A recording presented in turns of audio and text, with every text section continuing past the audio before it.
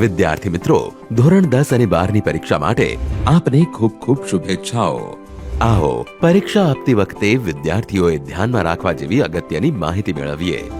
વિદ્યાર્થીઓ પરીક્ષા કેન્દ્રમાં પ્રવેશ કરતી વખતે પ્રવેશપત્ર હાથમાં રાખો, જેથી પ્રવેશ મેળવતી વખતે ચકાસણી કરવામાં સરળતા રહે। પરીક્ષા સ્થળ ઉપર બિનજરૂરી સામાન કે સ્કૂલ બેગ લાવવાની નથી। ભૂલથી લાવ્યા હોવ તો નિર્ધારિત કરેલ જગ્યાએ મૂકવી। પરીક્ષા સ્થળ પર દર્શાવેલ બેઠક વ્યવસ્થા જાણી લેવી।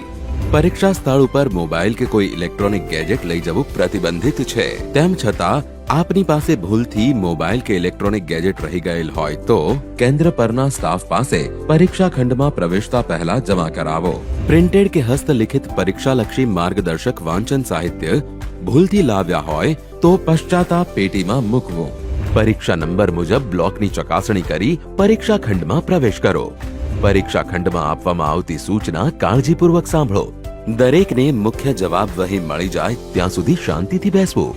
ત્યારબાદ સૂચના મુજબ મુખ્ય જવાબ વહીમાં વિગત ભરવી, જેમ કે પ્રવેશપત્રમાં જે કેન્દ્ર નંબર આપેલો હોય એ કેન્દ્ર નંબર લખવો અને પ્રવેશપત્રમાં જે બેઠક નંબર છે એ બેઠક નંબર મુખ્ય જવાબ વહી અને પુરવણીમાં લખવો તથા બેઠક નંબર શબ્દોમાં પણ લખવો।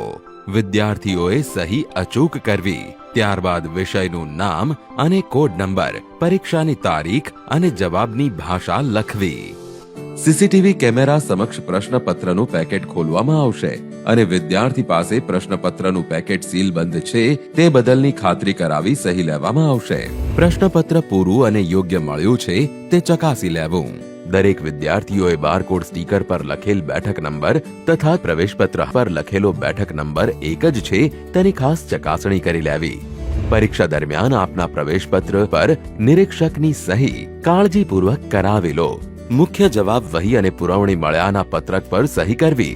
પરીક્ષા દરમિયાન સમયની માહિતી આપતા બેલને ધ્યાને લઈને જવાબ લખો।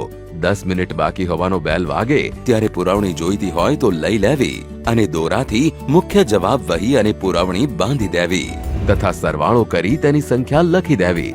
ત્યારબાદ કોરા પેજ પર લાઈન કરી દેવી અને છેલ્લે સૂચના મુજબ મુખ્ય જવાબ વહી અને પુરવણી પર સ્ટીકર લગાવવું। પરીક્ષા પૂર્ણ થયાનો બેલ વાગે એટલે બધા વિદ્યાર્થીઓએ લખવાનું બંધ કરવું અને ખંડ નિરીક્ષક બધાની જવાબ વહી લઈ લે ત્યાં સુધી શાંતિથી પોતાની જગ્યાએ બેસવું। પરીક્ષાની સૂચનાઓનો અમલ કરી આત્મવિશ્વાસથી પરીક્ષા આપીએ। આભાર।